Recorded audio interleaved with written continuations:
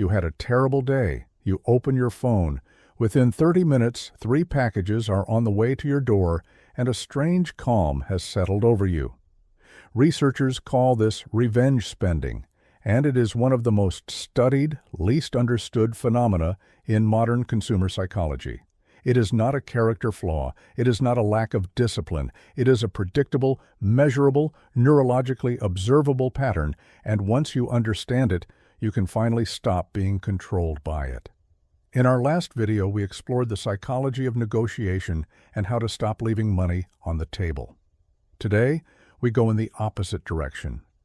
We are going to break down why some of the most expensive financial decisions you make happen when you are emotionally compromised, and why your brain genuinely believes in those moments that buying something will fix the problem.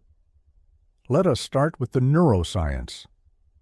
In a 2014 study published in the Journal of Consumer Psychology, Dr. Scott Rick at the University of Michigan ran fMRI scans on participants while they made shopping decisions in different emotional states. What he found was startling. When subjects were emotionally distressed, the brain regions associated with self-control, particularly the prefrontal cortex, showed reduced activity. Simultaneously, the nucleus accumbens, the brain's reward center, showed dramatically increased activation. Translation: when you are sad, anxious, or angry, your brain literally turns down the part that says, "Do not buy that," and turns up the part that says, "This will feel amazing." This is not a metaphor. This is a measurable, reproducible neurological state. And here is the part that matters. The same neural circuitry activated by emotional spending is the circuitry activated by addictive substances. The dopamine release patterns are nearly identical to those observed in early-stage drug addiction studies. Dr. Rick's research revealed something even more troubling. The relief from emotional spending is real, but it is brief. fMRI scans showed that the dopamine spike from a purchase peaks within seconds of clicking "Buy Now," then collapses to baseline within an hour. The package has not even arrived yet, and the emotional benefit is already gone.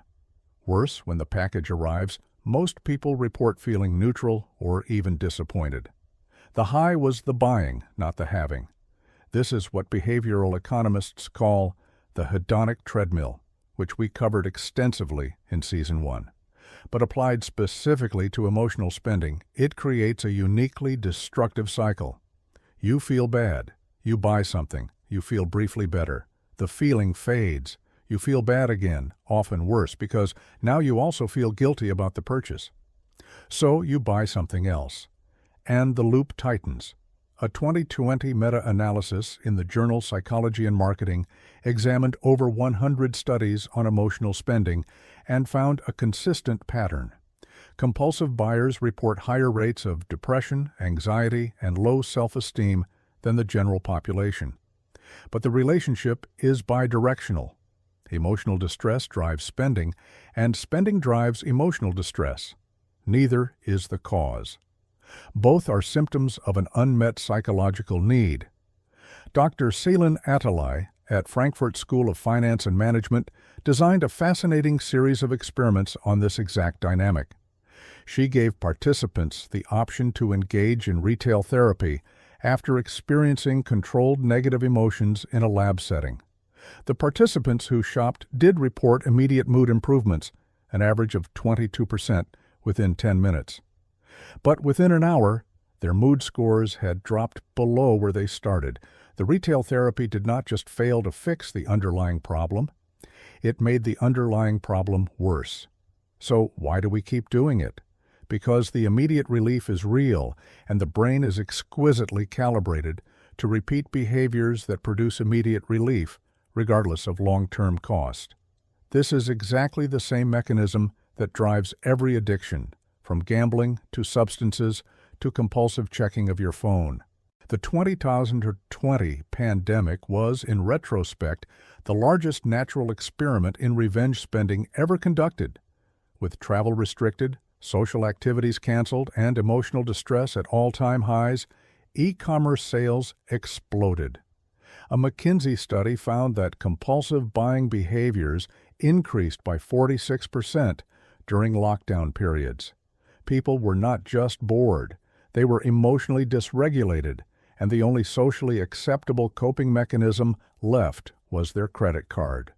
The phenomenon was so widespread that researchers coined a new term, Funemployment spending. The idea that having time off, even unwanted time off, triggers a psychological need to demonstrate normalcy through consumption. The packages on your doorstep became a substitute for the experiences you could not have. And then the bills arrived. A 2022 Federal Reserve study found that pandemic-era credit card debt accumulated faster than any debt cycle in the previous 20 years, and the psychological damage of that debt is still being calculated. Now let us talk about triggers. Compulsive buying researchers, including Dr. April Lane Benson, have identified 3 specific emotional states that reliably activate revenge spending. Understanding these is the first step to interrupting the cycle. Trigger 1. Loss of control. When some major area of your life feels out of your hands, your relationship, your job, your health, the brain seeks small, immediate forms of agency. Buying something is a perfect simulation of control. You decide, you act, you receive. For a moment, you are in charge. This is why people often shop after arguments, after layoffs, after medical news. Trigger 2. Identity threat. When something challenges your sense of who you are, the brain reaches for symbols. Status purchases, in particular, spike during identity threats. Researcher Dr. Margaret Malloy at Penn State has shown that people who feel professionally invisible buy more luxury goods. People who feel romantically unwanted buy more grooming products. People who feel parentally inadequate buy more for their children. The purchase is a quiet plea. I am still this person. Trigger 3. Emotional overwhelm. When emotions are too big to process, the brain seeks distraction. Shopping provides what psychologists call cognitive narrowing, the temporary collapse of attention into a single, manageable task. For 30 minutes, you are not feeling. You are comparing colors, reading reviews, calculating shipping. The brain experiences this as profound relief, even though nothing has been resolved. So, what actually works? Decades of research on compulsive buying disorder have identified evidence-based interventions that, unlike retail therapy, address the underlying drivers rather than the symptoms. First, name the trigger before you act. A 2019 study from the University of Stuttgart found that participants who labeled their emotional state out loud before opening a shopping app reduced impulsive purchases by 40%. The act of naming, "I am buying because I feel rejected," activates the prefrontal cortex and breaks the automatic loop. You do not have to stop.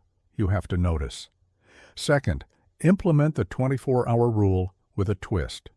Most financial advisors say wait 24 hours before any non-essential purchase. The behavioral economics version adds a key step. Write down what you are feeling at the moment you want to buy and check back in 24 hours. The research shows that the emotional state that triggered the purchase is almost always gone by the next day. You are not buying for tomorrow's you. You are buying for the version of you in pain right now, and that version has poor judgment. Third, substitute the trigger, not the behavior. Telling yourself do not shop rarely works. What works is identifying what the shopping was actually trying to do and replacing it with something that does it more effectively. If you shop because you feel out of control, schedule one decision a day where you actually have full control, your morning routine, what to cook, how to spend a free hour.